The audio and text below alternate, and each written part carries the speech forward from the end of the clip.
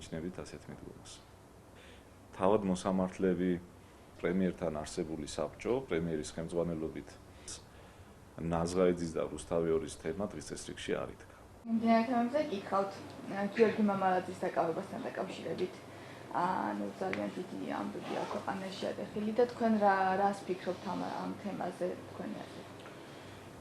ჩემთვის ძალიან ასე ვთქვათ სულისშემძვრელი ფაქტია, თუმცა ამ ფაქტს დადასტურება უნდა, რა თქმა უნდა, გამოძიება მიმდინარეობს და ამას საბოლოოდ ალბათ გამოძიება დაადასტურებს თუ რა მოხდა რეალურად, თუმცა არანაირი საფუძველი არ გვაქვს არ ვენდოთ მთავარი პროკურორის განცხადებას და ეს არის ძალიან ცუდი ფაქტი.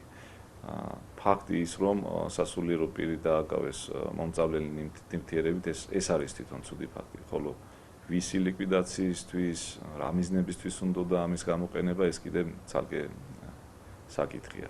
თუმცა მე მეტ კომენტარს ვერ გავაკეთებ, ვინაიდან ეს არ არის სისტემა, რომელზედაც შეიძლება ვიჭორაოთ ან რაღაც ჩვენი ვერსიები წარმოვთქვათ, დაველოდოთ გამოძიების შედეგებს.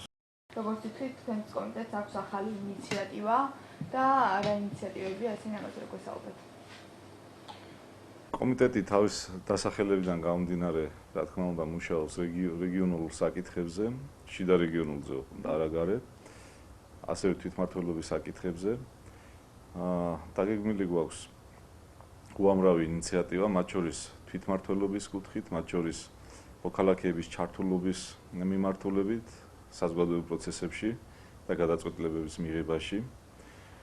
ასევე დასახვეწია მთის კანონი, რომელიც მე ვიტყვი, რომ ჩვენი ხელისუფლების ერთ-ერთი ყველაზე მთავარი მონაპოვარია. არის კიდე რაღაც ინიციატივები, რომელიც დღეს ჯერ დამუშავების პროცესშია, ანუ ჯერჯერობით ნედლია. და უცებრად ამას ჩვენ ვიხილავთ საზოგადოებრივი საბჭოს ფორმატში, საერთაშორისო ორგანიზაციებთან, დონორ ორგანიზაციებთან ერთად, ექსპერტებთან, ანუ ჩართულობის ხარისხი არის მაქსიმალური. კომიტეტი, რა თქმა უნდა, განიხილავს უამრავ ინიციატივას, თუმცა მათ შორის ფასეულებს ვარჩევთ და ამ ფასეულ ინიციატივებზე ხდება კონცენტრირება. ყველა ინიციატივას, რა თქმა უნდა, არ ვასაჯაროებ.